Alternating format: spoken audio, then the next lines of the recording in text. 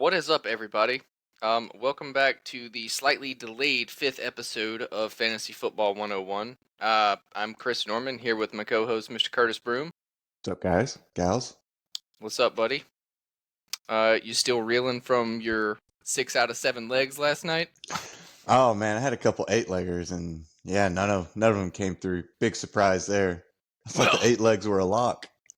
Bet big, win big, buddy. That's what I say. That's right. Yeah. Well, they're not serious bets. I always use the parlays for like legitimately just fun gambling. It is not for betting advice. Not a betting advice show for sure. Yeah, no. We're not going to claim to be that podcast, but It is fun. It's just, I just like it because it's something else to track. If I'm getting slaughtered in fantasy, but I win $50, I'm like, okay. Cool. Yeah. Life is a little easier now. Sure. I can go to bed now. It's fine. Rashi Rice is going to be fine. Rashi Rice is going to be fine. No update. No news is good news. He's catching a flight with McCaffrey to Germany as we speak. Right. We'll find out. Oh, he's got a torn ACL in both knees next. Oh, Jesus Christ. Oh. McCaffrey. I'm not even going to go there today. I don't have the mental fortitude for that. Well, it is just the two of us today. We kind of had some scheduling stuff with Matt. He's got a few things going on today he's got to take care of. But he's still taking big victory laps on Anthony Richardson right now. It'll be a while before he gets back from that. That's what I was going to say. We were initially planning to do a quarter season where we got it right, where we got it wrong based off our draft takes. But just because I want him to have that spotlight and have that moment to just slap us both in the face with his metaphorical PP about Anthony Richardson, I'm going to save that. Yeah. Because we got it coming. We do. It is what it is. You got to take the lumps on that one. Yeah. Joe Flacco seemingly stealing the job's not a good look for us. Not a good look. We'll see. I'm just, by the time he actually retires, I want to know how many teams Joe Flacco comes in and just embarrasses the Joe bench Flacco's quarterback. A stud, dude. He is. He is. Yeah. Well, for today, we are going to try to stay on track. It's going to be hard when it's just me and Curtis. Matt's usually our teacher, if you will, that makes us pay attention and whatnot. But we're just kind of going to go over the landscape of what the league's looking like 4 weeks in. We got some rankings for every position to just kind of give us a basic layout of who's doing what, who's looking good, who's not doing what we thought. Just to kind of hopefully give you guys some ideas and advice on how to map your teams out going forward. I want to back up. I do want to apologize that it has been 4 weeks. It's just been a weird 4 weeks for all three of us, I think. We've just had some... 1 week, 2 of us couldn't do it. 1 week, I couldn't do it. 1 week, none of us could do it. So we're going to try our best to get back on track with that and kind of give you guys some up-to-date stuff as the season goes. Curtis and I had already talked about if we could work it out, and I'm going to ask Matt, I don't know what he's got the rest of the week, but we might want to try to do another episode this week to try to play catch-up a little bit and just talk about some landslides or maybe some trade offers or just maybe some formats of what offenses are looking like, just something. It's our rookie season as a podcast. We'll give you some spike weeks, but we lack a little consistency. We'll get there. Don't give up on us yet. We'll come through in that last half of the season for you. Clutch. Yeah. Coming in clutch. Just view us more as the not the Gabe Davis. I don't want to be that. No. I don't want to be that guy. But you catch our drift. We're gonna do what we can. Hey, maybe an Xavier Legette, a little week 4 breakout coming to you strong. Thank you for that $90. Andy Dalton. I appreciate that. Absolutely. All right, so we'll just get into it, man. Let's start with quarterbacks. Hey, absolutely. I didn't print off the whole list because we don't need to talk about 30 of them, but I just got the top 15 or 20. Mm-hmm. So I'm just kind of gonna go down the list 1, 2, 3 at a time and give me your thoughts. Right now, the top 3 quarterbacks in fantasy after 4 weeks are Jaden Daniels, Lamar Jackson, and Baker Mayfield. Yeah, I think 2 of those quarterbacks make a lot of sense. Mr. Baker Mayfield, I mean, it's hard to take it away from him, man. He's out there just, living his best life, reminding everybody why he was a top 5 pick when he was drafted. Um, you know, I don't want to say I'm just comfortable riding Baker Mayfield for the rest of the year, but until, you know, I mean, he's got elite weapons. I mean, Trey Palmer popped up in the box score. For people who don't know, Trey Palmer was a pretty good rookie last year. I mean, they've got McMillan who's going to be coming through for him. I mean, and Godwin, heck, I mean, what's Godwin right now? That he's got to be a top 5 receiver, surprisingly. And Mike Evans, Baker's in a great situation. The Bucks overall, I think, are impressing more than we expected. But Jaden Daniels and Lamar Jackson, I mean, Jaden Daniels is fighting for not just rookie of the year, but hell, MVP of the league right now. I mean, he looks incredible. I mean, Go just Tigers. yeah. If you skipped on quarterback and you drafted Jaden Daniels and you got maybe not an elite tight end, but a better wide receiver and running back, you're feeling great right now. I mean, Jaden Daniels is looking like a league winner. You're feeling pretty good if you told everybody it was going to be better than Caleb Williams, too. Hey, Like, feeling pretty good. Feeling pretty good. Yeah, feeling Caleb pretty Williams good. is doing his best Mitchell Trubisky impression right now. Yeah, so there's not much to add to that. Honestly, I'm with you. The shock about Baker Mayfield at number 3 is and it when you hear it, you're like, really? Yeah, Seriously? But when yeah, you watch it, you're like, no, that's the yeah. dude. And Like, that's the he's the thing. dude right now. He looks good. Like Baker Mayfield's not Yeah. out there just getting garbage time.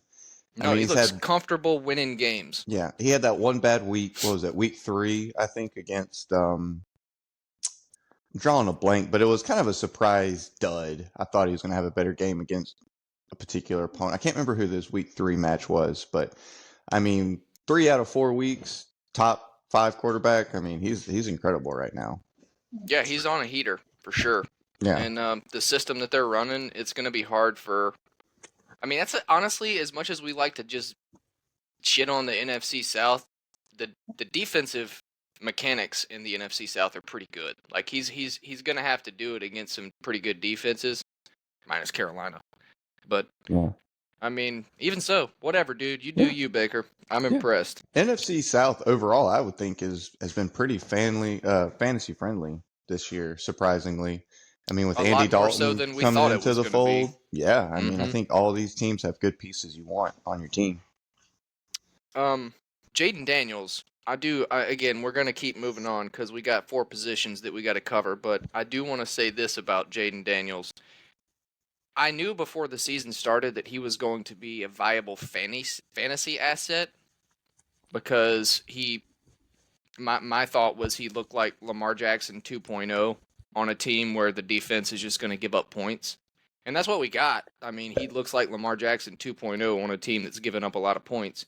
But I did not even begin to guess that as just a pro quarterback, he would look as good as he does. The dude he doesn't look ready. He looks like he's been doing it for 5 years already. Yeah, man. Like I was gonna say, it's reminiscent of Lamar Jackson, his sophomore Right. season when he won his first MVP. But Lamar Jackson was still struggling as a thrower.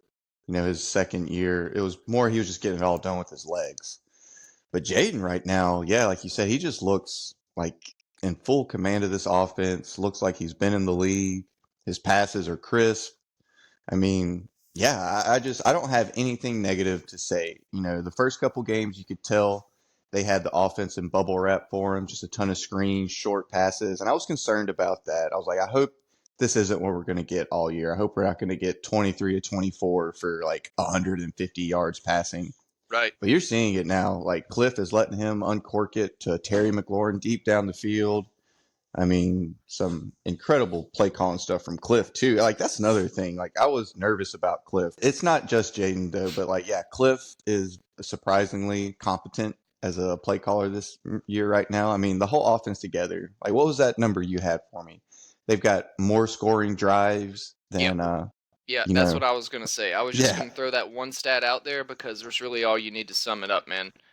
With Jaden Daniels at the helm, he has more scoring drives with the Washington Commanders through 4 games than he has incomplete passes. Yeah.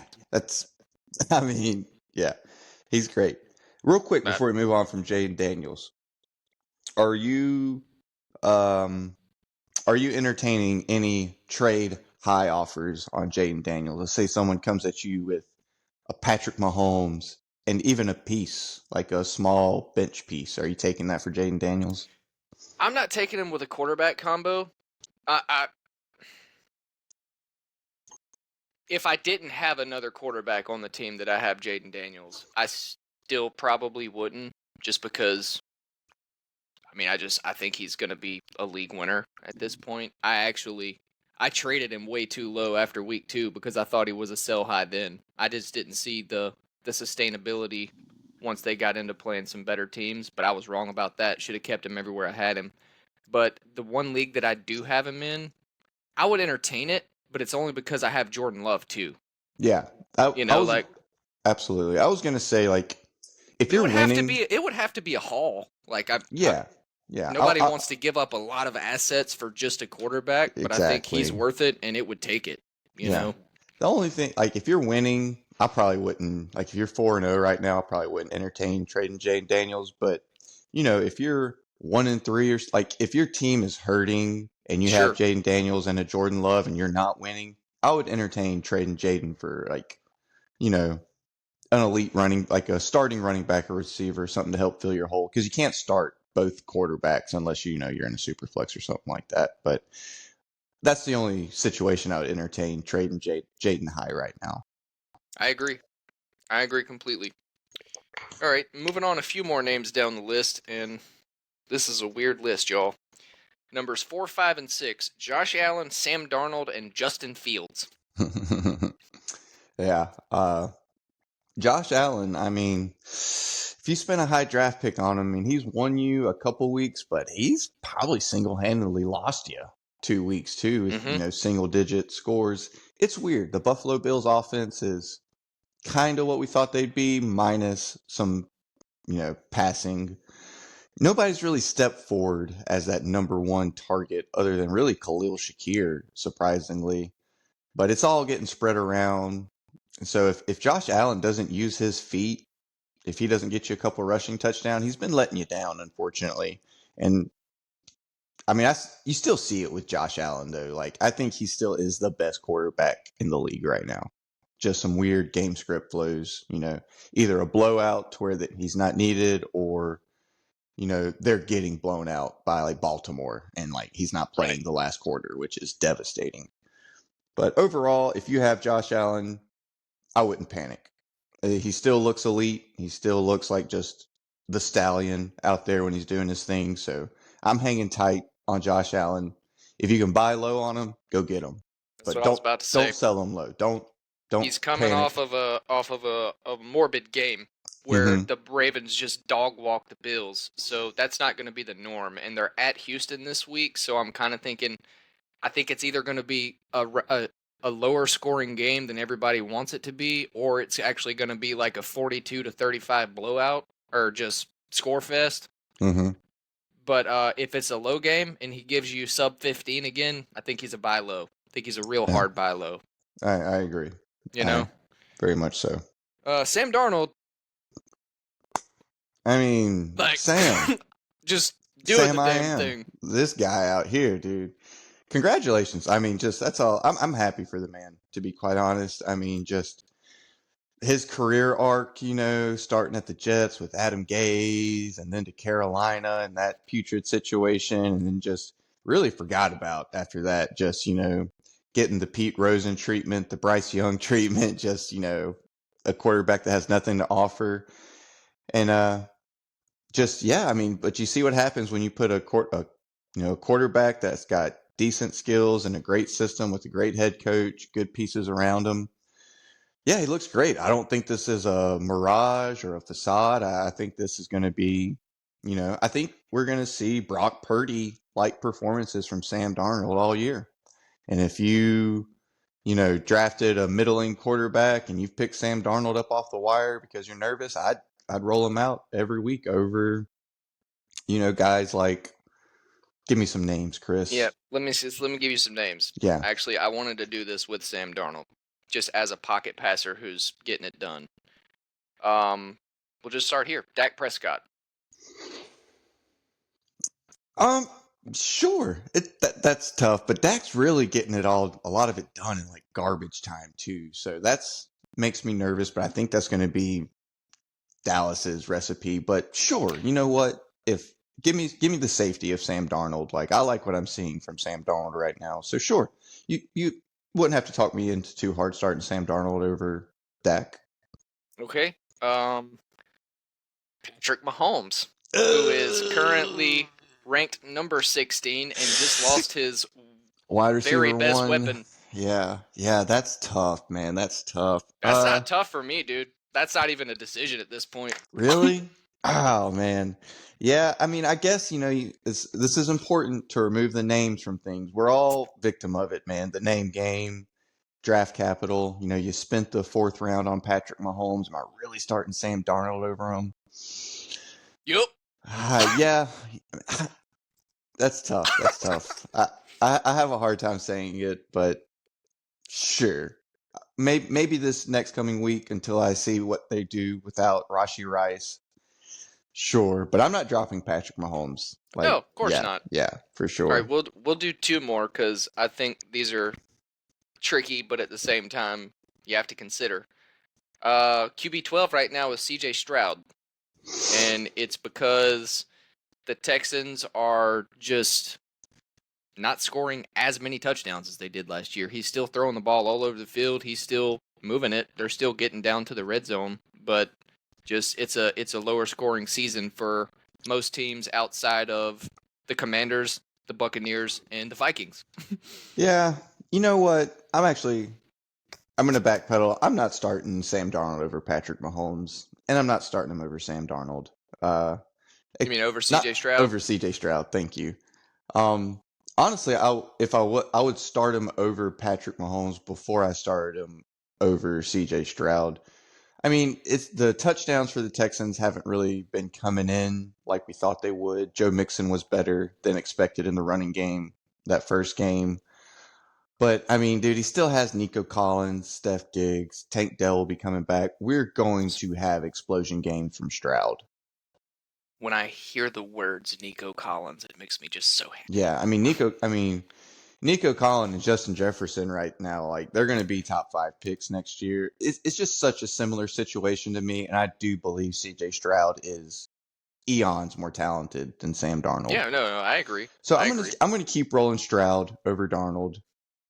Right now, I will be Okay. Um. All right. Well, let's just talk about three more guys, and I'll let you take Justin Fields, and then I'll do the other two because we kind of need to move on into running backs. for sure, for sure. But I know you want to talk Just about your Steelers. Yeah, man, Justin Fields right now. It feels good to be a Steelers right now. Oh, It QB not six. Sorry, he's Yeah, QB 6 right now. QB6, man. Justin, I hate that we have this Russell Wilson nonsense in the background. I would love to see Mike Tomlin just come out and be like, hey, Justin Fields almost carried us to a victory this week. He's shown me everything I need to see. I mean, this guy's the future of the franchise as far as quarterbacks go. If we're looking at a quarterback who could be your franchise QB, it's Fields, not Russell Wilson. He's out there giving you his best. I mean, he only had one turnover, that fumble against the Colts. I think that's his only turnover this year. He may have had one interception the week before, I but think he he's had one playing. pick last I week. think so, but he's playing really well, man. I think he looks good. He's not panicking out there. I think he's in a great coaching system. I mean, he's got his floor is so nice too. I mean, he's not always going to go out there and give you 30s, but he's never going to give you sub double digit points. You might get a couple 15s out of him, which isn't exciting, but that's not going to lose you your week. 15 points from your quarterback. And I think that's his floor, man. Like with the I rushing agree. upside, you know, Pittsburgh is going to continue to play tougher teams like the Colts who score on them, which makes Pittsburgh have to, score. They're not going to get away with just running it 85 times every game and playing good defense. They're going to have to step up and unleash Justin Fields a few games, and that's going to give you these incredible spike weeks. I mean, 30 points is incredible from your quarterback. You're telling me I can get 30-point spike QB1 this week? week. Yeah, you're telling me I can get 30-point spike weeks. Double digit rushing. I mean, multiple rushing touchdown upside, and I've got a floor of, 12 to 15 points. I love that for my QB that you picked up off the wire or the last round in your draft. He's Hmm. right there with Jaden Daniels. Doesn't look as good, but as far as just values, That is the I one oh go ahead. no. I was done. I was just saying. I think he's No. as good a value as Jaden Daniels this year. Really. That's the one thing I will add is that's what I was about to say actually. His efficiency, his completion percentage is second only to Jaden Daniels. Yeah. And it's similar to watch. It's very dinky dunky. He did have a few couple good balls to Pickens yesterday. He's getting Mm, there. I mean, you see the progress coming. Um, if they're winning, you're gonna get dinky dunky. You might get a passing touchdown. You'll probably get a rushing touchdown. But if they're losing, he's gonna start throwing it more. And we hmm saw it with Pickens, and that's how he wound up with 31. So it's Yeah. a catch 22, But he's QB6, and he looks damn good doing it. He I'm sure very does, man. impressed. Yeah. Looks good in black and gold. Happy for Sure does. And that's hard for me to say. him. All right, I'm just gonna. Dak Prescott's number 7. I'm not gonna say anything about him other than that's exactly where we actually thought he would be, and that's exactly where he was being Yeah. drafted at. Um, if they lose CD Lamb, Dak Prescott is unstartable, though. That's my honest to God opinion. They have no run game. Rico Dowdle's getting there, but he's not getting blocking. And if he does get a 30-yard touchdown, it's getting called back by a flag 4 different times this year. Mm, So he doesn't really have the supporting cast outside of CD Lamb. But as long as CD Lamb's in the game, Dak's fine. He's not yeah. somebody I'm trying to trade away. I'm not somebody I'm trying to trade for. But if he's on my team, he's probably starting, you know, Absolutely. He's until getting further it. notice. Yeah. He's getting a lot done in garbage time, but it all counts the same in fantasy. Right. And this team is, like Chris said, is not running the ball. Zeke, buddy, I hate it for Zeke, but and Tony Pollard, not Tony Pollard, sorry, Rico Dowdle, like a value in drafts, I do believe. You got him. He's good flex play. If you want zero RB, like a decent RB2 for you. But he's not good. He's just a guy. He's not going to be out there making big plays, moving the offense for him. So all the fantasy points are coming through Dak and these receivers. So like Jake Ferguson, CeeDee Lamb. And I hear what you're saying about if CeeDee Lamb goes down, this team really has no shot. But Dak is spreading the ball out pretty well. You got Cavante Turpin showing up in the box score. You got Sure. Yeah. you know, No. That's what that was all I was saying is they're spreading the ball around now because they can. hmm I mean, every single touchdown over 20 yards, which I think there's maybe 3 now that CeeDee Lamb has caught this year, he's caught the ball either between 2 defenders or he somehow figured out how to smoke both of them in the same route. yeah, He's being shadowed and doubled every single play of every single game. So you got your Turpins and your Tolberts and your Fergusons who are getting open over the middle. yeah, All I was saying was if CeeDee Lamb goes out and defenses don't have to literally hone in on him alone, it's going to be a lot harder for the Cowboys to move the ball at all. yeah. And I'm sure we'll talk about tight ends, but I'm just real quick caveat. If you can go get Jake Ferguson on your team, I think he's going to be an elite option at tight end this year in this economy. Oof, Yeah, I was going to say, bruh. we're going to get We'll there, talk but about that when we get to tight it's a ends. barren But wasteland over there. I think Jake Ferguson's looking pretty good right now. All right, this one's just an asterisk because we all know who he is. But last one I want to talk about coming in right now at QB9 is Jalen Hurts. Yeah. Guys, he's still Jalen Hurts. He hasn't had A.J. Brown all year, maybe half a game in the first week. I don't remember. He didn't have Devonta Smith last week. He's having to rely on Dallas Goddard getting open 40 yards down the field, which it worked hmm against the Saints, to be fair. But he will get his weapons back. He will be Jalen Hurts again. Calm down. Yeah. Buy him low if you can, I think, really. Uh, He's coming into a bye week. If you got a guy in your league that's 1-3 and he's got Jalen Hurts on bye and he's having to float, I don't know, Daniel Jones. Daniel Jones or Deshaun Watson off the waiver wire Yeah. because the pool is thin, send him somebody good. Get your Jalen Hurts. Yeah. Hey, take a Sam Darnold, package him with somebody. Be like, hey, buddy, I got the number 4 quarterback here for you. But Sure enough. yeah, just on Jalen Hurts real quick though. If you've been watching the games, outside of that Green Bay opener, he's looked abysmal on the field. Not necessarily him specifically, just the offense. With the injuries of Devontae, AJ Brown, they're really having struggles moving the ball. I thought we'd get a little more out of a Kellen Moore offense, but I feel like we really haven't got to see it all come together right now. But even with that, I mean, Jalen Hurts is still finishing. I think his lowest game was 12, fantasy points. I mean, the last week it looked like the worst game ever, and he finished with a 16. So, I mean, his floor is still Yeah, it's safe. pretty safe, It's and a when we safe floor. see Devontae Smith, AJ Brown back in this offense, we get to see some explosion plays. Yeah, I mean, Hurts is still a top 5 quarterback. I'd go buy him low.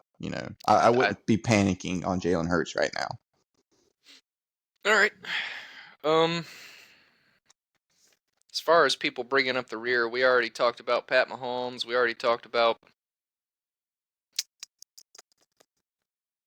CJ Stroud. Yeah. Well, that's pretty much it. It's just a strange landscape. I think it's going Yeah, to balance out by the next time we do this. I think so. Running backs. Running backs are Okay. also weird. Actually, you know what? I'm not going to keep saying that with every position. Y'all, the league is weird right now. Yeah, All it's right. been a weird season, as It, always. yes, it is. The league is weird. But we'll just go right down the line.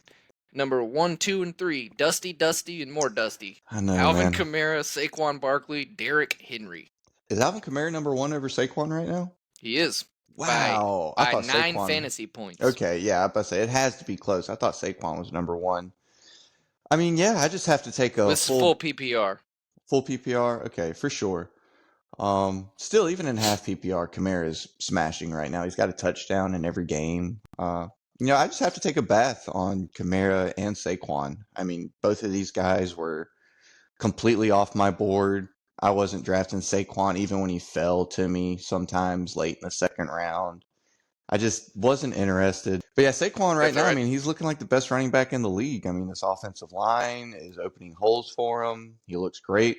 I mean, we might have a similar season to Christian McCaffrey had last year. And one of the things I was very concerned about, the tush push, they don't really seem to be using it right now very much. I mean, Jason Kelsey may have been a bigger piece of that than we've known.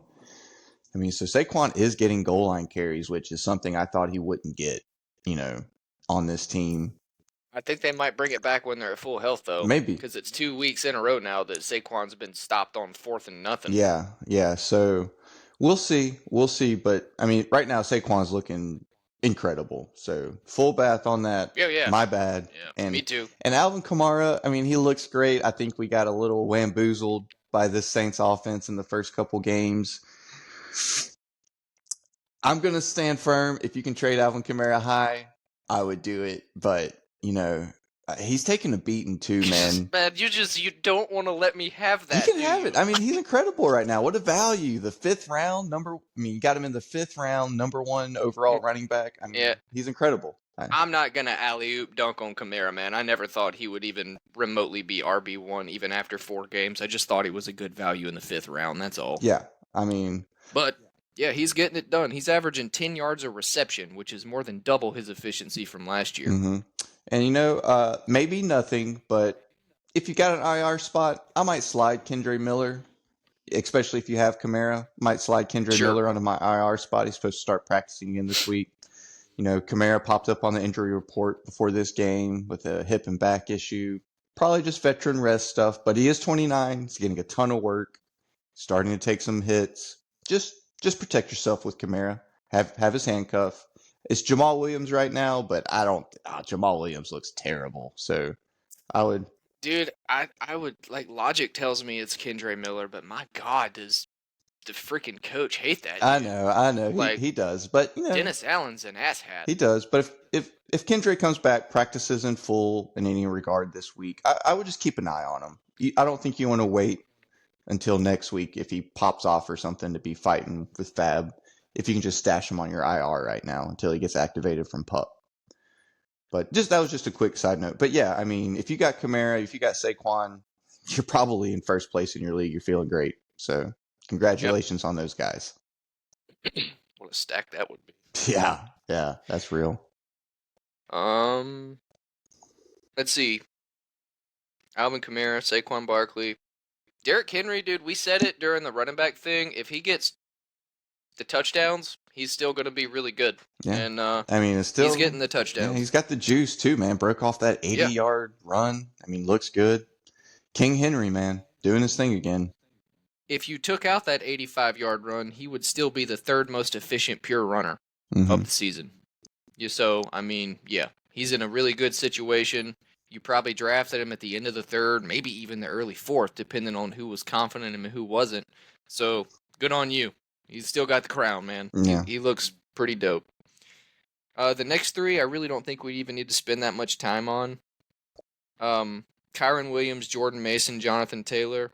Kyron Williams is all the Rams have left. He's going to get the volume. He's going to get the goal line stuff. If you got him, you keep playing him. Go Kyron. I just hope he doesn't get hurt For because he sure. is their offense right now. Yeah. Jordan Mason just slotted himself into probably the best spot you can be as a fill-in running back behind the best O-line that you can run behind. Yeah. And he's also really good. Yeah. So, And the news on McCaffrey is just getting worse too. yep, So I mean, it's not pretty. yeah, absolutely. And Jonathan Taylor has been very efficient, but he is hurt. We're going to see how that pans out. I haven't heard the news on. I did see an update. They were considering IR, so it must be a pretty bad ankle sprain. I know he doesn't have a good history with ankles. We'll see how that plays out, but he's been pretty good. Just a pure runner, especially considering the Colts really can't score otherwise. Yeah. Just real quick on all three of these guys. If you have Mason, I mean, because we are releasing this on Tuesday afternoon, so your waivers are going to probably run tonight. If you have Mason, go pick up Isaac Garindo. Don't be stuck holding the bag like Christian McCaffrey owners were that didn't have Mason. If you have, who was the other two? I'm sorry, Chris. Spaced out. Jonathan Taylor and Kyron Williams. Yeah, if you have JT, go get Trey Sermon, especially with this ankle injury news we got going on. And if you have Kyron, we all thought it was Blake Corum. I'd go pick up Ronnie Rivers right now. Ronnie Rivers Yeah, has I been like in Ronnie this Rivers a lot system. more. McVay trusts him. If anything happens to Kyron, I think we're going to get a big dose of Ronnie Rivers. So make sure you have those guys. I mean, those are all pretty important cuffs at this point of the season. You want to make, especially with the injuries that have been plaguing us, you want to make sure you have those cuffs to those guys. All three of those handcuffs walk into elite opportunities if something happens to any of them. Ironically, to be at 4, 5, and 6 right now, they're all very similar. They're just volume-based, downhill, give me touchdown running backs. So I agree with everything you just said. You're going to want those stashes. Yeah, 100%. All right, well, running backs are going to fluctuate and change every week, so I'm not going to just keep going down the list. But what I'm going to do for you is throw out a couple names of people who are far below where we thought they would be right now, and you tell me if you think how bad it is, what can change it, and what should we do with them. Okay. We'll just do them one at a time. Right now, I feel like we have to start here. Running back 20, Bijan Robinson. Woo! Tough, man. All the underlying stuff, like the usage was there. Up until this last game, I mean, the snaps were still fine, but Tyler Algier had, I think, as many opportunities and more rushing yards than him. I just hope we don't see this go into some weird, ugly committee situation. But, I mean, the talent's still there. I mean, Bijan looks good. If I can buy low on Bijan, and I'm talking about buying low, I'm not buying high. I'll buy medium, but I am going after Bijan pretty aggressively, trying to get him on my team right now. There ever was a time, it's got to be now. 100%. I mean, look at what Jahmyr Gibbs did last night. You know, maybe not as quite as good as an offense as Detroit, but you know, the buy low window on Jahmyr Gibbs is gone. You'll never that conversation's over. And it only takes one game for Bijan like that for the person to be like, yes, that's what I spent this 5th overall pick for. As soon as Bijan goes out there and drops a 25, multiple touchdowns, he's done. You'll never be able to buy Bijan again low. So now's your window. You know, people are freaking out. 4 weeks, he's not doing it. Tyler Algier just got a lot of run. Go buy Bijan if you can. So the faith is still in the player. 100%. And we're banking on it just working itself out. For sure. I mean, Okay. Kirk Cousins, I would like to see do a little more, but yeah, I think Bijan's a good go get him. All right. This one's kind of splotchy, but I do want to hear your thoughts on it. Number 13, Brees Hall. Oh man, yeah. I mean, I think a lot of that 13 comes from last week where he dropped 3 points. Not even, I think he got you like 1.5. It was an abysmal game. But I mean, Aaron Rodgers was your leading rusher on the team last week, so it kind of tells you all you need to know about that game. Brees still looks That's like a stud to that's me. rough. I mean, he's out there, he's getting a ton of reception work. Again, if you can buy low on Brees, I would do it. You know what? I would take Derrick Henry, and I would trade Derrick Henry for Bijan or Brees straight up. Before Jahmyr Gibbs just blew up, I would try trading Derrick Henry for Jahmyr Gibbs in there as well. And if you could even get like Bijan and Brees plus a little piece for Derrick Henry, I would smash that. Uh, Brees is great. All right. I haven't seen anything that's fallen off from Brees. The offensive situation looks a little sketchy. Same with Atlanta, but these guys are elite. I'm not scared of Braylon Allen. I'm not scared of Tyler Algier. I'm going to get these guys. So my faith is still strong on both of them.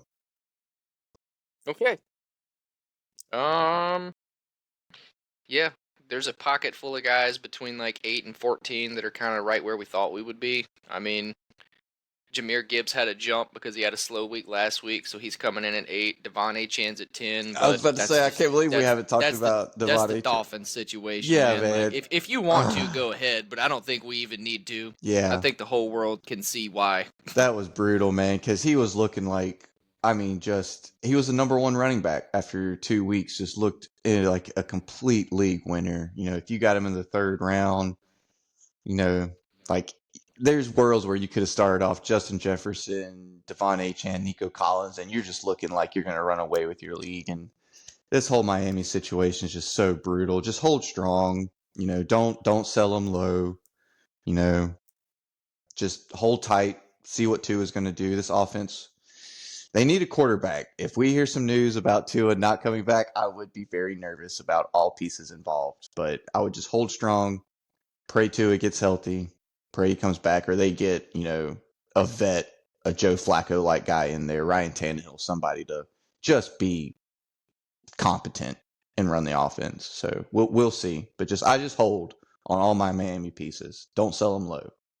Yeah, Tyler Huntley yet as a backup.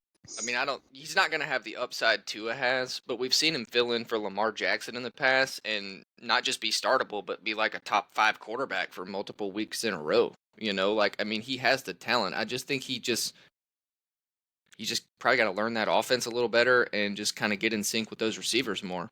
You Yeah. know, and there was honestly some questionable play calling last night that I saw. Like they had a 4th and 1 where Mike McDaniel's put him out in a shotgun and tried to just give Achan the ball running sideways and then cut back in. Like he didn't even get to the line of scrimmage. Like he didn't even almost convert it. Like it was just a really bad formation and a bad play call for that situation. So Yeah. I think there's just a little panic going on in Miami right now. Yeah. You know, so I think I trust Tyler Huntley enough to think that McDaniels will figure out a system to use him with his own pieces. Yeah. I'm not super stressing it yet. Yeah. McDaniels does look like he's on full tilt there on the sideline. There's some questions. Like I hate they didn't have a better backup situation with how complicated Well, this sure. system is. Like, yeah, I've got some questions on the coaching. As much as I like McDaniels, I am concerned about some of these coaching decisions, but that's all will be discussions for next year. As far as this year goes right now, yeah, I just hold your Miami pieces. They'll figure it out. And, you know, Achan was 1 yard away from a touchdown, Mm-hmm. and Tyreek Hill was 2 yards being overthrown away from a touchdown. Yeah. Like a 60-yard touchdown. He Yeah. almost Tyreek Hilled it even with a backup quarterback, Yeah. you know? And as weird as this is to say, like I think this team wants Mostert back too. I think if you're an Achan owner, you want Mostert back to kind of help give Achan some of that efficiency. You know, he's not really he can be an up the gut runner, but you kind of want Mostert taking that work so you can open up Sure. some stuff for Achan for his big explosive plays.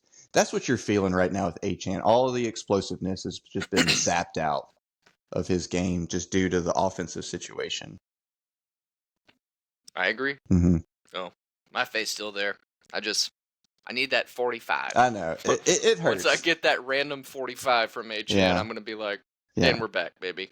I mean, I've tried buying HN in all leagues. I don't have them, which is few, but with no avail. People are still holding on to them. So yeah, Well, it's we've had this discussion. When you drafted HN, you either reached up for him or you didn't get him yeah. because any combination of 10 or 12 people, there's gonna be one or two believers in that group of people, Hmm. you know. And so if you reached up a whole round to get him, you're not gonna trade him away. Yeah, At least not yet. yeah.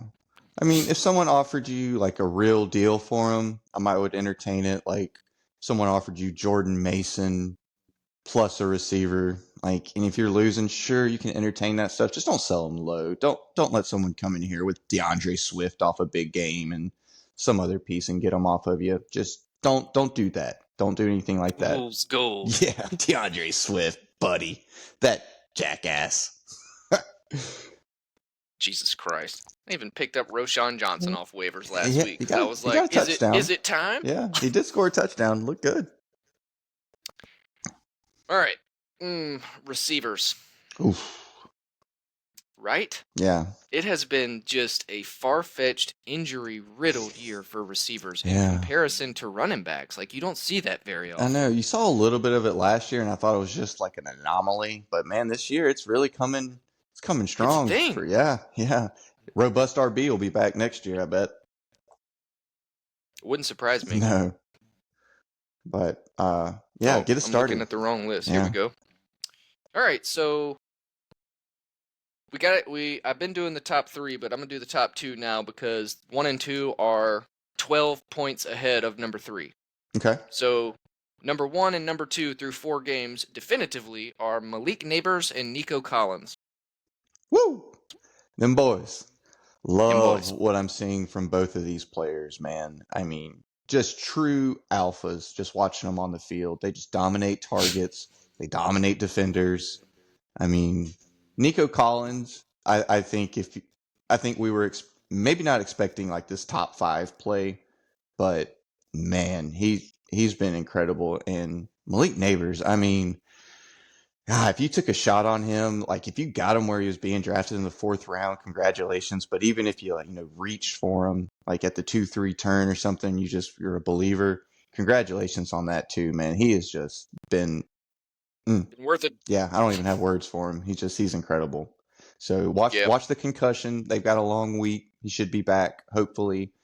But yeah, it did look bad. just stay healthy. Stay healthy, neighbors, because Yep. man, he's gonna be something special. He already is, but he's gonna change the game. He's gonna be a top 5 pick next year. He's gonna For be, sure. yeah, he stays healthy, keeps doing this. He'll be a top 5. I would almost be bold enough to say that he was a lock for offensive rookie of the year after 4 games. Yeah. If it weren't for what Jaden Daniels is doing. Yeah, 100%. Yeah. Like at this point, it's not fair to either one of them. Like I wish they could both get it. I know. Just imagine if Malik was on Jaden Daniels' team. Oh man, I would love to see something like that. Jesus Yeah. Christ. For sure. Yep. So now it gets a little fishy. Justin Jefferson's at number 3. We know who he is and Yeah. what he can do, but I will give you your flowers on that because you very openly told everybody don't be afraid of the quarterback situation. Yeah, man. Justin Fields is just that guy, man. He's the best receiver in the league. You see it every week. I mean, he's incredible. Yep. Yeah. I don't know that he is anymore. Oh no. He's still Malik's got some growing to do before he catches up with old JJ. He's still I think he's the greatest receiver in the league. Yeah. But I think you can have a discussion if we see this for a full year about it's apples and oranges, man. Who really cares? They're both from LSU, so Yeah, I get true. that regardless. Yeah, totally. But yeah, JJ's. But no, he's the best. Yeah, he's incredible Jets right now. is the best. Yeah. Jaden Reed, Woo! which this is actually I did want to talk about this one because he's only had 2 games with Jordan Love, and he did so well in those 2 games that he's only 2 points behind Justin Jefferson through 4 games. Now, it's week 2 and week 3 he was fine. I think maybe it was one of the weeks he was sub 10, and the other week he had like a 14, if Yeah, I'm not mistaken. but I mean, But we got 2 games with Jordan Love, and we got 2 30s. yeah. I mean, So yeah. feels good. If you bought low on Jaden Reed during those 2 weeks, congratulations. I mean, and now that Christian Watson's down, oh man, I think Jaden Reed is going to be top 10 receiver all year, to tell you the truth. Like, and it's the concern was Jaden Reed was like, is it just going to be like gadgety stuff, kind of like Zay Flowers usage? Mm-hmm. But that's not the case, man. We're seeing him deep downfield targets. I love seeing these run plays for him. You know, he's getting 2 to 3 carries, very Debo-esque like carries in the games. He's a smash, man. If you got him in the 5th round too, just imagine you could have Christian Kirk or Jaden Reed on your team right now. I mean, that's where Jaden Reed was going in that pocket. Jaden Reed is the smash. I mean, he's just outperforming all expectations, I believe. So yeah, Jaden Reed looks incredible. I don't think it's a fluke. If you can buy high on Jaden Reed, I would do it because I think That's what I was about to play a game with you. okay. Because Jaden Reed is actually a very interesting receiver to trade talk with. Yeah. And I'm not gonna do this a lot because I do want to have an actual trade like episode Sure. if we can later this week. Totally. But assuming you need an RB2 and somebody throws in, I don't know, like a Brian Robinson, Okay. just a volume, steady 12 to 15 point running back, what is the receiver you're going to need with said Brian Robinson to get rid of Jaden Reed? So a running back or a receiver with Brian Robinson? A receiver plus Brian Robinson to get Jaden Reed and say like a running back off your bench. I mean, it's all like this is all like team dependent. Well, sure. I mean, all trades are, honestly. Yeah, but I mean, Brian Thomas Jr. I mean, he just popped off too. I mean, I don't know that I'm dividing with. No, so you're saying if you're the Jaden Reed owner, Right. what am I taking? I don't know if I'm splitting Jaden Reed up for like 2 lesser pieces. Like if I'm selling Jaden Reed, I think I'm selling Jaden Reed for like an elite number 1 receiver or an elite number 1 running back. You know, So you have no interest in downgrading to spread out your roster, but you'll throw something in with him to go get a Nico Collins or a Jay Jets or maybe even like a CeeDee Lamb or Jamar Chase. yeah. Those are tough because they've all popped off. So Well, you're talking about wide receiver ones. yeah, exactly. I know, but I was trying to think of like a guy who's maybe underperformed in the receiver realm to go get. Like I would think maybe Ayuk, but I'm not touching Ayuk for Jaden Reed. I'm scared now. of Ayuk Yeah, now. Ayuk scares me right now. Maybe a Mike Evans. No, I mean, he had I'm had a not. comeback week last week. He did, but I'm still not letting Jaden Reed go for Mike Evans. Man, I don't know. Jaden Reed might just be off my trade block. I might just not be letting him go. It might have to be something just crazy. Like if someone came and offered me Bijan and Evans for Jaden Reed, something just I couldn't refuse. You know, Goddamn. That's what I'm saying, man. Like All right. Jaden Reed is that valuable in my mind right now. In my mind's eye, Jaden Reed. My mind. My mind's eye. But Jaden Reed is just, I mean, that dude right now. I mean, look at what you want any piece attached to this offense right now. I mean, down to Tucker Kraft. Tucker Kraft. Yeah, I mean, I know it was a bunch of garbage time, but I mean, this team just threw it 55 times in this past game. And I think that's going to happen more often than not. I mean, a lot of that I think was Jordan Love getting his legs back under him, coming back in garbage time. You won't get 50 pass attempts, but this is a great team. He's their number 1 receiver. Both games with the starting quarterback, he's dropped to 30. Yeah, man. If you want Jaden Reed off my team, you better come with some money. Like, I mean, I'm not letting him go for Brian Thomas Jr. and a Jameson Williams or anything like that. You know, you're not getting Jaden Reed off my team for cheap. You're gonna have to pay. So I traded for Jaden Daniels, obviously in your league, and last week I was trying to shop Jaden Reed and Jordan Love around as a package. Yeah. And I offered one that was for like Tyreek Hill and an RB2, thinking, yeah, love it.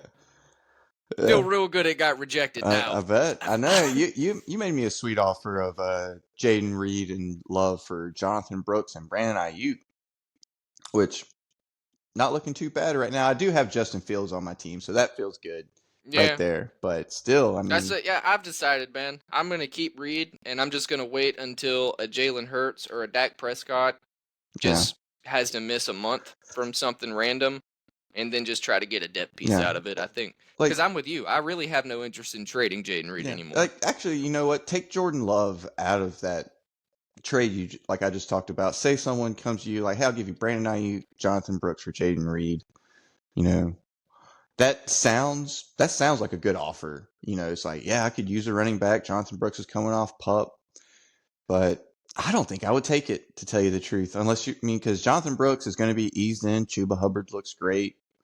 Like Yeah, it would have to be like I uh think that's a if you're trying to get that deal done to go for Reed, you got to let the update come out that says Jonathan Brooks is being activated to the practice window, mm-hmm, and then immediately send that trade. yeah, Because exactly. like if I'm running back needy and I know I'm gonna have him in 2 or 3 weeks max, I'm actually gonna think about that. Like I'm Sure, not gonna want to do it, but if I need a running back, I need a running back. You sure, know? yeah, but like that's the level of running back. I'm not taking anything under that. And honestly, I don't know if I would do it for Jonathan Brooks. Like I might be like, man, I want someone starting putting up points right now. Like maybe Ayuk and like a Brian Robinson Jr. I mean, Brian Robinson Jr. looks incredible right now. So I know that's not like a fancy name, but he's looking like a stud at the Yeah, moment. I don't know. If you need to divide and conquer, you need a running back. I might would entertain something like that. But that's what I'm saying. It's going to take two very good starters to get Jaden Reed off my team. yeah. No, me too. Again, he's already number 4, and he's only had 2 games with his quarterback, so he has. I mean, it's not too far fetched to say he has wide receiver 1 upside. No, no. It's going to be hard to outpace Malik Neighbors, Nico Collins, and Justin Jefferson, but I mean, it could happen. Yeah. You Just know? a quick cliff note before we move on, because I know waivers are running tonight. If Dontavian Wicks got dropped in your league, go get him. I'm not saying full fab dump. Don't be scared to drop a lot of fab. I have a league where waivers ran on Monday night, which I hate, but I put a $36 bid in on Dontavian Wicks, which I thought was like crazy for a wide receiver 3, but he went for $76 of fab in my league. So, I mean, yeah, but I mean, Dontavian Wicks could legitimately, with Christian Watson down, could break out in a big way. So if he's on your waiver, go get him. Spend some fab, Yeah. get him on your team. I'm not saying go drop 76. That's crazy. Don't do that. But if you need a wide receiver, if you lost Rashi Rice, something like that, don't be scared to drop 25 to 30% of your fab on Dontavian Wicks. Yeah. No, agreed. All right, let's just name off a few guys who are kind of doing about what we thought. Well, right now Jamar Chase and CeeDee Lamb are coming in at 10 and 11. Mm-hmm. That's kind of a surprise, Um, especially since Jamar Chase has actually played 4 games with a yeah, I know. Joe Burrow that's played 4 games. Yeah. Well, did the Bengals really play any games those first 2 weeks? No, that's fair. Yeah. Yeah. I mean, they get off to a slow start every year, Yeah. and Jamar Chase is one of those guys that you know you're going to get your Hundy and 2 tutty weeks, and you know you're going to get your 5 for 60 weeks. Mm-hmm. So Yeah. Jamar, CeeDee Lamb is more surprising to me there than Jamar Chase the is. Lamb thing is surprising, but both of these guys not practicing in the off season, looking for the paycheck, True. which I think we're seeing a lot of effect from a lot of different wide receivers. Look at Brandon Ayuk. Not he hasn't done it yet. Is that practice or is Brandon Ayuk really falling off? I think it's practice. I think Brandon Ayuk's still a good receiver, but it's concerning now. 4 weeks in, no Debo Samuel 1 week, no George Kittle, and you're still not putting up numbers, getting outdogged by Jawan Jennings. It's a little concerning. But back to our guys. I mean, Jamar Chase. I mean, I think if you have Jamar Chase, you're thrilled right now. He's been balling out. He looks great. Yeah. Joe Burrow looks good. I'd be very happy with Jamar Chase. If there's anybody concerned in your league, I don't know how they would be, but go try to Oh buy yeah, him. it ain't. It ain't gonna be right now. Yeah, and I mean, CeeDee you're Lamb. gonna have to pray for another slump. Yeah, and CeeDee Lamb, I mean, just dropped a 20 burger, and he did all of that in the first half.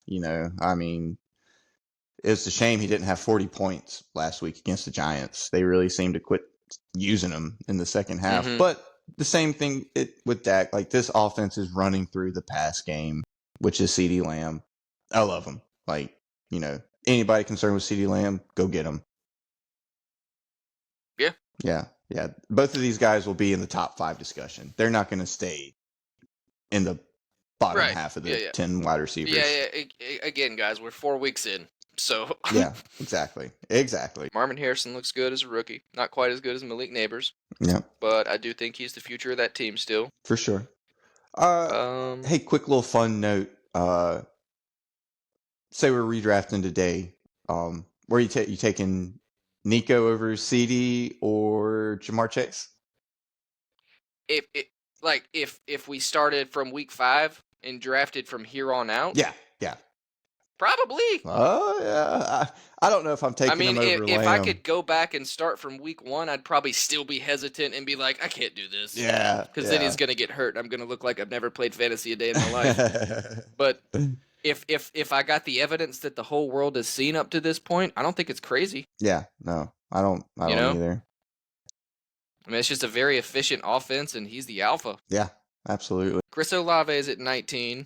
That's going to work itself out, Yeah, I think. he's had a bounce back couple weeks. Watch the hamstring on him. I saw him limping off the field a couple times in that game with the hamstring, which is concerning. But yeah, he's really bounced back strong these past 2 weeks. I think the concerning part though is Chris Olave is at 19 and Rashid Shaheed's at 20. Yeah, but look at the pendulum right now. That was 2 weeks, first 2 weeks of Rashid Shaheed pulling in 50-yard touchdowns. Chris Olave really not getting any work. These past 2 weeks, Shaheed's been in like the 0 on the box score almost, and Olave's been getting it done. So I Did think he? I thought Shaheed had a good week last week. did he? Was it not? Uh, No, I could be wrong. yeah, Olave's been getting the more work here recently. I know, but I mean that's Shaheed's bag though. He's a Jamison Williams. He's a boom bust guy. Olave is a really good wide receiver, and he's earning targets. He's back on page with Derek Carr. It looks like, and the offense is way better than we expected. So I tried buying low on Olave in a couple leagues to no avail, but I like Olave. I think he's going to continue to get better, barring injury. All right, fair enough. I would actively seek out that guy in my league and try to sell Olave. Hey, there our you confidence levels in Olave Yeah. are just opposite ends of the spectrum. And that's why you go explore trades in your league. There are people who will sell these players you're high on. Yeah, you're right. Let's see, just a handful more. Everything else that I'm looking at so far looks kind of normal, other than Tyreek Hill is obviously at 26. We've already talked about Devon Achane and the reason that offense is moribund. He's Tyreek Hill, guys. Yeah. He's the cheetah. I don't know if he's the fastest man in the league anymore, but he's fast enough that he's still going to blow coverages and he's still going to have 25 to 30 point weeks at some point. If you can survive it somehow until Tua gets back, then your team's already really good. So you're probably going to be in championship contention, at least in the discussion at that point. If you need to let him go and you need to trade him, don't do it for free. Yeah. Because he's still Tyreek Hill. Yeah, absolutely. And I think that's a great bit of trading advice. Like if you have some of these elite pieces that are in bad situations and you're losing, there's nothing wrong with exploring like 2-for-1 trades, divide and conquer on some of these players. Just don't sell them low. Don't let someone swindle just 2 bad players who have popped off for these elite guys. Get real pieces for them that can help your team win. Nothing wrong with doing that. Right. And if I'm 3-1 or 4-0 at this point, yeah, I'm just holding. I'm trying to go get him. Yeah, I don't have him. 100%. Because I can live until Tua hopefully comes back or they solve that quarterback situation. I tried to do it last week at 2-1, and I felt fine about it, and I would still do it, but not for Jaden Reed anymore. Yeah, not for Jaden Reed anymore. Yeah. That's just where the line crossed. You know? 100%. Yeah. Speaking of receivers that I like to go and get, Terry McLaurin. Terry McLaurin started out the year, I won't say bad, like he played fine, but the Commanders just didn't have a passing touchdown until week 3. Mm-hmm. And so the last 2 weeks, you've seen Terry McLaurin kind of step into the alpha role that we hoped he would be in. And if Jaden Daniels keeps this pace, and I see no reason that he shouldn't, Terry McLaurin might actually work his way into the top 8 or 10 by the end of the season, in my opinion. And right now, he's at number 25 just because of those first 2 slow weeks. I think Terry McLaurin is one of my most active. I say buy low, but 2 games of productivity, you're going to have to pay for it. But I do think if you've got a piece somebody else wants and they have a Terry McLaurin and it's an even keel swap, I don't see anybody else at the bottom of this list 20 or lower that I think has more upside rest of season than Terry McLaurin has. Yeah. Terry McLaurin's looked great these past 2 games. And he's always been one of those receivers, that we've wish casted, just an elite player, just always looking like, when are we going to get the quarterback? When are we going to get this quarterback that unlocks Terry McLaurin from just being, more than the top 25 player? And it looks like we got him for sure. Yep. So, yeah, I love Terry McLaurin right now. I mean, he was knocking on the droppable doors those first 2 weeks, man. It was looking I'm sure there were worlds where people did. So, yeah, if you could have gotten Terry McLaurin as just like a throw-in on a trade in the first couple weeks. So if you did that, something like that, you're feeling really good right now. If you got him as depth on your bench with all these injuries, you're happy. I think he's a fantastic player to have on your team. So love Terry. Yeah. All right. Well, we've hit an hour mark, so let's try to do this last segment in 15 or less. Sure. But we can't put it off, man. Like this might be the most important topic of the whole episode. Well, if it's what I think it is, I think we'll be able to wrap it up quick, though. Yep. Like, sort of. Yeah. Like, it's like we could talk about the 2 good ones, but at the same time, it's like, what do you do with the rest of them? Oh, man. Without further ado, the economy of the tight end in 2024. Golly, man, it's bad, dude. It's real bad. As someone who was very much in on drafting an elite tight end this season, and not just that, I thought we had a deep tight end pool. It's like they get me every year on the tight ends. Like, oh, we just have more options. And then, like, as the year goes on, nope, we actually have less. So, I mean, yeah, if you spent high draft capital on, Laporta, Mark Andrews, Kyle Pitts, I mean, even Kelsey right now, I know he had a decent game last week, but nothing incredible. You're just feeling bad. Just imagine having Jaden Reed or Mark Andrews on your team right now. Feel real good to have Jaden Reed. I mean, Mark Andrews is just, and I was so high on him too. I was wearing the Mark Andrews cape in the offseason. I thought his price was incredible. And now I'm just here rubbing my hungry belly like, where's Mark Andrews at, bro? I'm starving for some tight end points because he ain't giving them to me. I just picked up Tucker Kraft, and I'm starting him over Mark Andrews this week. So that's where we are with the tight end pool. On like a positive note, I think some tight ends, if you spent early capital on, there's some light at the end of the tunnel. I think we have some light at the end of the tunnel for Kelsey with the Rashee Rice stuff going down, because all the Kelsey targets were going to Rashee Rice. So hopefully they start going back to Travis Kelsey. Yeah, I think Dalton Kincaid is looking fine. He's definitely not giving you what you wanted where you picked him at, but he got a touchdown week before last. He's involved. They're getting him screens. His snap count's fine. I'm not panicking on Dalton Kincaid. If you got George Kittle, he's doing exactly what George Kittle, I think, is the best one of the elite tight ends that you got this year, because he was the cheapest. George Kittle is number 2. And he missed a game. Exactly. He was the cheapest tight end of the elite tight ends, and he's performed well past already. I mean, he's done what George Kittle does. He gives you nothing or a 30. And I love that for my tight ends. I wish any of the other guys would do that. But like Kyle Pitts right now, Mark Andrews, where are they? Where are they? They're not. Kyle Pitts is dead to me. Oh, man. Kyle Pitts is dead to me. I'll never do it again. I said before the season started, this is your one chance, Kyle Pitts. Yeah, it's tough, man. And I'm not dropping these guys. Not yet. not yet. I'm Well, benching cause who him. are you gonna pick up? Yeah, I mean, You know? Tucker Crafts of the world. I mean, I'm not starting him this week. I'm not starting Kyle Pitts. I'm not starting Mark Andrews. I'm not dropping him. I'm going to let him clog up a roster space on my team for another week and just see how it goes. But I mean, after this week, if we see more, it'd be different if they were getting targets. Just the underlying numbers aren't there.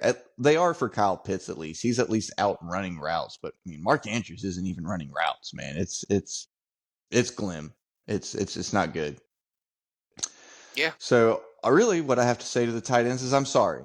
I'm sorry I recommended drafting a tight end in the top 5 rounds, any of them. I'm sorry, and don't do it again next year. Anytime someone's telling you elite tight ends the way, they're liars. They don't know what they're talking about.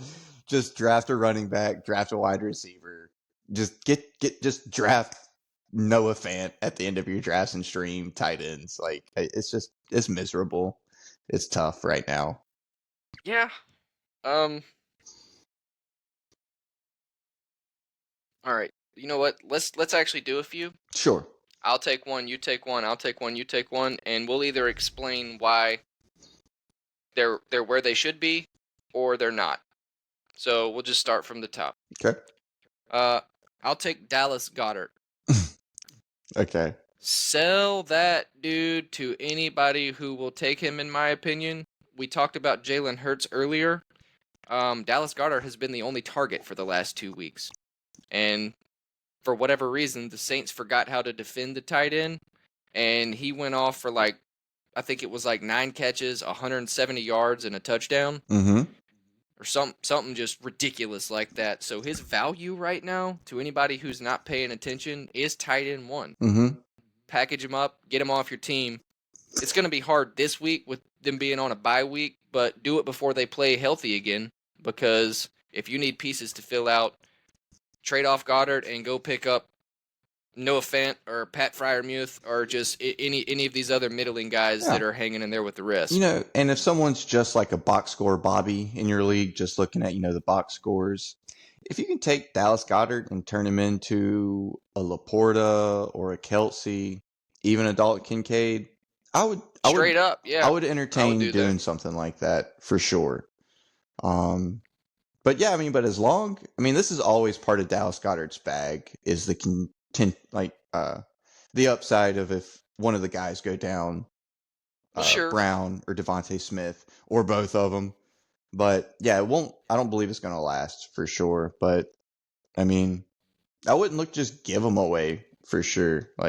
Because in this economy, even when he had both, he was getting you 7 to 8 points when both guys are on the field. And Dallas Goddard's someone who I wanted none of. So No, I didn't mean just, hey man, give me a tenner and I'll give you Goddard. Yeah. I just meant if somebody's willing to pay for him because they have a Mark Andrews and they're in full panic mode, sure, or whatever. Yeah. I don't want to trade him for Mark Andrews. No, I don't think. But I'm just saying, if you give me Mark Andrews and a startable piece, I'll figure tight end out if Mark Andrews doesn't figure it out for me. Sure. Yeah. I hear that totally. All right, number 2 is George Kittle. We talked about him, so yeah, we can skip that one. Number 3 is Brock Bowers. Oddly enough, I'm going to skip that one too because I want Primo to have that whole rant. Sure. All right. He deserves it. Totally. That was his shot. He called it. He nailed it. Yep. Here we go. You take this one. Cole Kmet, number 4. Cole Kmet, man. Well, we saw Keenan Allen come back into the fold, and he didn't do anything. Honestly, man, I'm hands off deck on Fool's all Bears. Fool's gold. He's a good tight end. They've seemed to quit using the whole Gerald Everett experiment, which is great.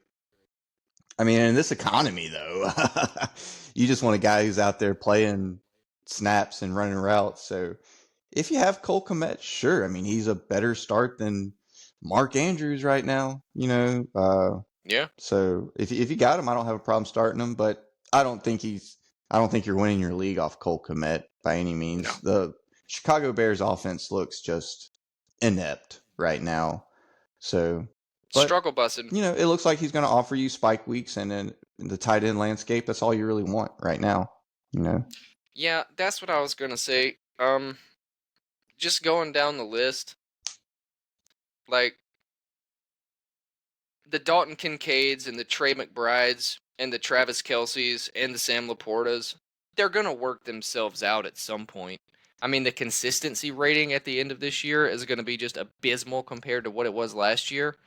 But at this point, the market is set to where if you can find yourself a 5 for 50 with a touchdown upside guy for a week, You're winning. you're good. Yeah. Like it's so bad. Yeah. Like it's just really just so gross. Like Jake Ferguson somehow, and it's probably because he didn't play a game, but he's the 10th right now, and he's just been the 5 for 50 with a tutty guy this year. I think Jake You know? Ferguson is going to be top 5 tight end this year easily. He honestly looks like the best tight end on the board right now. And on a points per game basis, he's second only to Kittle. I mean, if you can have consistency at the tight end spot, that feels really good right now. And I think Jake Ferguson offers you that with definite upside of like multiple touchdowns. We saw it last year. Dak loves him in the red zone. Yeah, I'm kicking myself for just not drafting Jake Ferguson in the 8th, 9th, 10th round in all my drafts and dodging the elite tight ends. Well, you and the rest of the world, dude. You and the rest of the world. We kind of did buy low, sell high targets with every other position, but I think tight end is just so more abundant. Who are you really going after? Like I said, I'm still going after the young tight ends that we thought were going to be elite. Like I'm still going after Laporta, still going after Dalton Kincaid. But go ahead. And Travis Kelce's interesting now with the situation. That's what I was I about might to say. go after Kelce. If he didn't actually plug that game with like an 8 for 75, I know. think he could have just completely. I was really hoping he was going to bottom out and I could just go get him for nothing, but he's probably going to be harder to get because if you drafted Kelce, like you're waiting. It's like, please, man, do Kelce stuff. But, like you never want to see somebody get hurt, obviously. But if you drafted Kelce and then you saw that Rashee Rice update, you were probably like, finally. Yeah. Like, finally, they have to throw him the ball. Yeah. You know? And, but McBride, if you can go get Trey McBride, because he's been out, the owner might be hurting. I think Trey McBride is going to be the answer to our tight end woes this year. But we'll see. We'll see. But I think Trey McBride is, I would even be willing to buy a little high on him, you know? Like, I think I'd rather have Trey McBride than Sam Laporta, if we're just being 100% honest. I think Trey McBride is going to be the number 1 tight end overall by the end of the season. Okay, I dig that. Yeah. Because I need it. Yeah. I need it real bad. And I do, just football, fantasy not even being a factor in it, you can tell when he's not on the field how dependent the Cardinals' offense is to him being on the field. Yeah, Michael Wilson's not the answer. Like, I like Michael Wilson, but they need Trey McBride as the number 2 receiver on that team, real goal line. They need Trey McBride to clog up the middle of the field. Yeah. 100%. I mean, having to shadow a safety down with a linebacker to stop McBride from catching those 15-yard jump balls is so dependent on Marvin Harrison breaking the secondary. It's so dependent on James Conner actually being able to gash the opposite side of the field when the linebacker core shifts over. I mean, he touches the ball maybe 6, 7, 8 times a game, but in a weird way, when I watch it, it's like the offense runs through wherever McBride's at. Yeah. Whether it be through deception or actually feeding him the ball. Like, they are just very dependent on him being out there. Mm-hmm.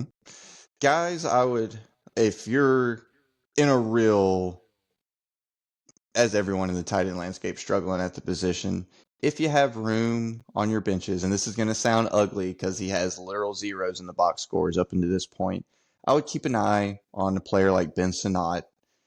His snaps went up higher than they've been all season these past couple games. Zach Ertz is getting it done right now, surprisingly, at the tight end position, but he will get hurt. And Jaden Daniels also missed Ben Sinnott running wide open a couple games ago for a long touchdown. He's just a young player who could be something. I'm not even say roster him right now. Just keep an eye on him. He's way down there on your players. You know, when you're going through players available, he's probably way down at the bottom. Just keep an eye on him. With the way this Washington team is rolling, he was a 2nd-round pick. He could be something for your team that kind of breaks out towards the end of the year. Well, then you see it sometimes when, like, if rookie quarterbacks have to come in for a hurt veteran or whatever, you will see it like if there's a rookie receiver in that room that either becomes a piece of the offense or was already a piece, the rookies flock to the rookies. Like, Hmm. that's a real thing. Like, if he starts getting more playing time and he starts getting more snaps, Jaden Daniels is gonna try to find him. Yeah. I mean, you got to think about it. These guys went through the process together. They were the first other commanders that they met when they came into the building. Hmm. There's a camaraderie to being in a draft class. And you can honestly, I won't say it always shows itself in fantasy, but it always shows itself in football. Yeah. So I'm with you. It'll be hard to have room with all the injuries going on right now, but if you somehow find yourself with a hole, why not? Yep. Excuse me. And also, I would look at if Taysom Hill got dropped in your leagues, check his health because I think he did leave the game with, he came into the game last week with like a chest injury, and I think he may have re-injured himself. So keep an eye on his health. But if he got dropped in a league, I'd definitely go pick him up. I mean, he's nothing reliable, consistent, but nobody is. But you're telling me I got a tight end who has double rushing touchdown upside? Yeah, I'll put that on my team for sure. Like, so Yep. keep an eye out for him. But yeah, it's just ugly out there at tight end, guys. Not a lot of hope out there. It's a wasteland. So if you're in the streaming tight end categories, just look for matchups. Do your best. If I had to isolate one to a buy low target, as much as I'm going to feel hypocritical for saying it after I told everybody not to draft him in the third round, it would probably be Travis Kelsey. Sure. Yeah. I would go after Laporta over Kelsey, but yeah, I think Kelsey's a perfect. I mean, he got like 12 points, so I think it's going to be hard to buy low on him. Well, But right. I mean, he would have either had to give you another 4 or yeah, I would entertain just it though. goosed it. I would certainly hey, talk to the guy. Like, hey man, look at his team. Does he need a running back? Does he need a receiver? Sure. What does he need that you have in excess of? Try to get.